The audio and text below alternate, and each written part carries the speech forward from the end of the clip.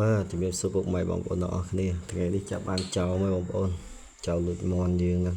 មន់ដែលយើងចំនៅក្រោយផ្ទះបងប្អូនចោលនេះប្រហែលជា8 9គីឡូដែរបងប្អូនដែលខ្ញុំចាប់បានប្រហែលជាម៉ោង5ភ្លឺជាងម៉ោង5ជាងភ្លឺនេះខ្ញុំកំពុងតែមន់ដែលខ្ញុំចំក្នុងធុងដៃបងប្អូនក្នុងធុងដៃchứតែពេលអញ្ចឹងទៅព្រោះថ្លាន់ហ្នឹងក៏មកទៅលេប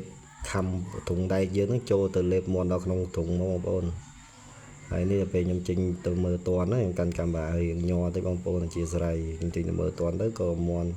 ពេលដែលអត់តន់ខំហ្នឹងមន់ផ្អើលពេលខ្ញុំចេញទៅមើលទៅកំពុងតែលេបមន់ណាបងប្អូនលេបបានពាក់កដាលប្រហែលជាចិត្តពាក់កដាលមន់ព្រោះជាងធំកហើយដល់ពេលខ្ញុំចេញទៅមើលទៅឃើញកំពុងលេបនៅក្នុងធុងមកបងក្នុងធុងពោះដូចជា8គីឡូ8 9គីឡូបងប្អូនព្រោះថ្លាន់ព្រោះអីក្រោយផ្ទះខ្ញុំហ្នឹងគឺព្រៃ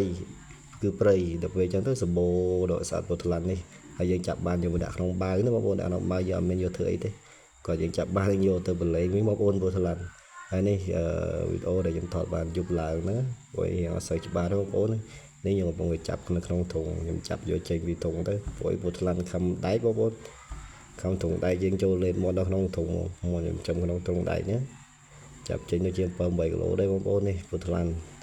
ហើយវីដេអូមានតែប៉ុណ្្នឹងទេបងប្អូនសូមអរគុណពុកម៉ែបងប្អូនទាំងអស់គ្នាដែលជួយ like ជួយ share ទាំងអស់គ្នាអរគុណបងប្អូនទាំងអស់គ្នាបាយបាយ